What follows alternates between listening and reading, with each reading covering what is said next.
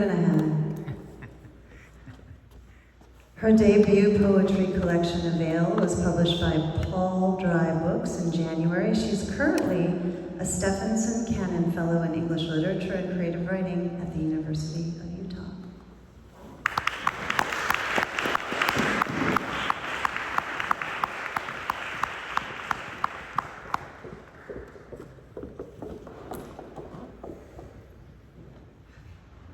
Thank you so much. Thank you, David, for having me, and for all the wonderful readers tonight. I'm going to read a new poem, just one.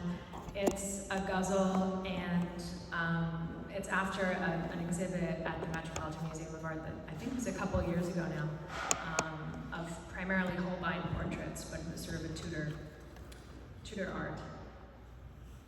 Ghazal.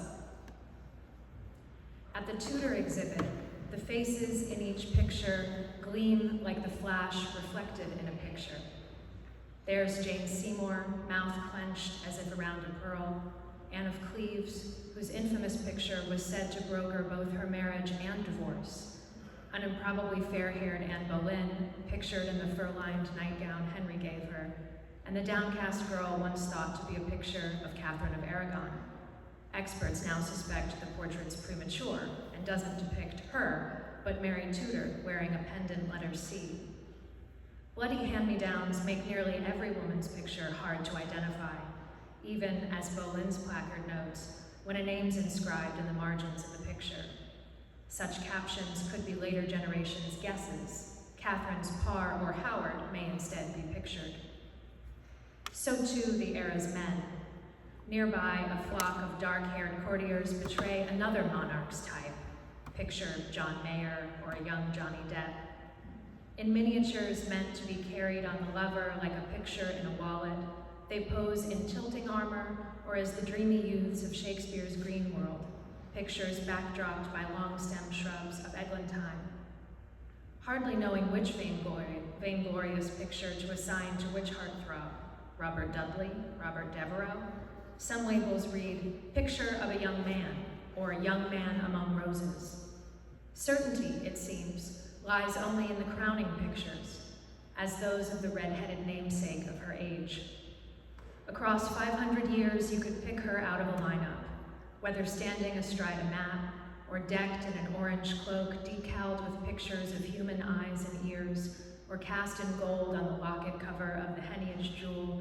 She is the picture of herself, so that even when the singular, saucer-eyed Betty Davis portrays her in a picture, you know in an instant just which queen she means to send up. Meanwhile, Errol Flynn of pirate picture fame might be any pencil-mustached gallant in any 1930s epic, if always picturesque. Face powdered, hairline shaved, eyebrows removed, Davis looks like a coin struck with a second picture, whose first remains still legible, distinct.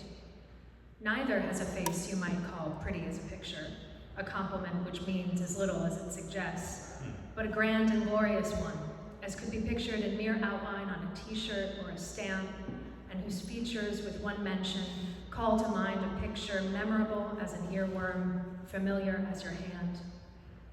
I remember how I longed to exchange the picture of my own fresh face for one like either queen, for that of she who gazes severely from her picture, unafraid to show displeasure, too wise to feign delight, or for the star of those trademark Davis pictures in which she waves cigarettes and eats her rival Eves alive. From their catalogs, I wanted to take my pick, sure that a better, nobler face would make me better loved. Yet outside the images burnished by their pictures, even Bess or Betty proved powerless as anyone against the father or the husband that didn't pick her, the heartache, disappointments, labor, and loss, the loneliness that I don't struggle to picture.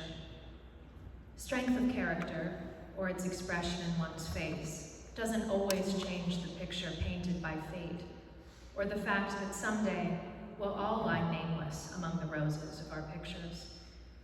Perhaps it's enough that when I want to feel strong, I first turn to a Betty Davis picture, one in which she conquers all and gets her man, or at least some satisfaction by the picture's end.